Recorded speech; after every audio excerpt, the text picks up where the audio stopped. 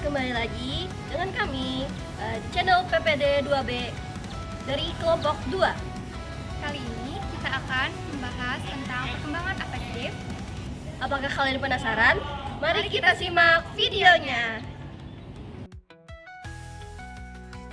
Perkembangan emosi adalah proses perubahan dan peningkatan kemampuan individu dalam mengenali, mengekspresikan, dan mengendalikan perasaan. Selanjutnya ada ciri-ciri umum perkembangan emosi. Yang pertama, emosi menjadi lebih kompleks seiring bertambahnya usia. Yang kedua, anak-anak mulai bisa membedakan berbagai jenis perasaan. Yang ketiga, ada remaja mengalami fluktuasi emosi yang tajam akibat perubahan hormonal. Yang terakhir, ada dewasa muda mulai mengembangkan kemampuan pengendalian emosi yang lebih stabil. Juga ada faktor yang mempengaruhi perkembangan emosi. Yang pertama ada keluarga, yaitu pola asuh dan kehangatan emosional yang menentukan. Selanjutnya ada lingkungan sosial yang dimana ada teman, guru, dan masyarakat serta memengaruhi ekspresi dan regulasi emosi. Selanjutnya ada pengalaman hidup yang berupa trauma, kegagalan, dan keberhasilan yang dapat memengaruhi kestabilan emosi. Selanjutnya ada contoh perkembangan emosi. Yang pertama, pada balita menangis ketika lapar atau takut. Yang kedua, anak usia sekolah bisa marah, senang, atau kecewa karena hal sosial. Dan yang terakhir, ada di masa remaja, yaitu mencari jati diri dan mudah tersinggung atau merasa tidak dipahami. Selanjutnya ada perkembangan nilai, moral, dan sikap. Yang pertama ada nilai atau value. Nilai adalah prinsip atau keyakinan yang dianggap penting dalam hidup seseorang, seperti kejujuran, kerja keras, dan tanggung jawab. Yang kedua, ada moral. Moral berkaitan dengan kemampuan membedakan benar dan salah serta bertindak berdasarkan norma sosial. Yang ketiga ada sikap, di mana sikap adalah kecenderungan seseorang untuk merespon secara positif atau negatif terhadap objek, orang, atau situasi.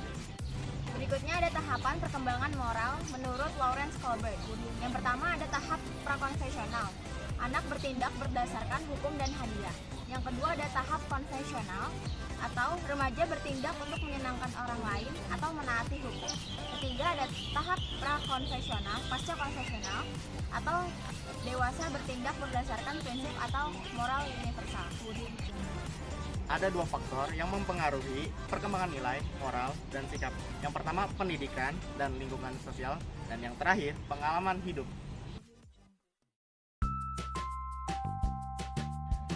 1. Perkembangan emosi yang terjadi pada masa remaja cenderung A. Stabil dan terkendali, B. Tidak berubah dari masa anak-anak, C. Fluktuatif karena perubahan hormonal, D. Hilang karena tekanan belajar. Jawabannya adalah C. Fluktuatif karena perubahan hormonal. 2. Faktor yang paling kuat memengaruhi perkembangan moral adalah A. Genetik, B. Cuaca, C. Media sosial, D. Nilai yang diajarkan dan dicontohkan. Jawabannya adalah D. Nilai yang diajarkan dan dicontohkan.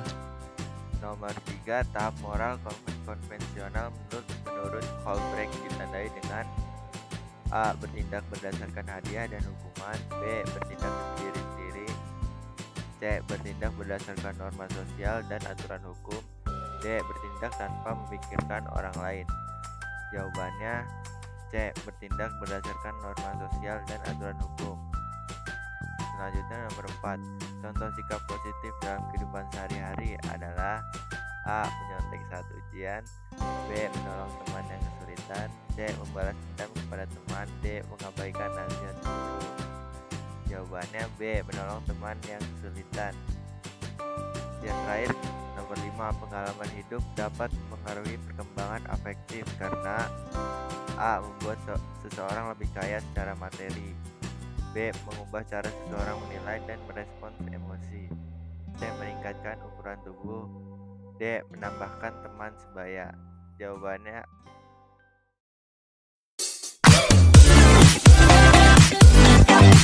Audio Jungle.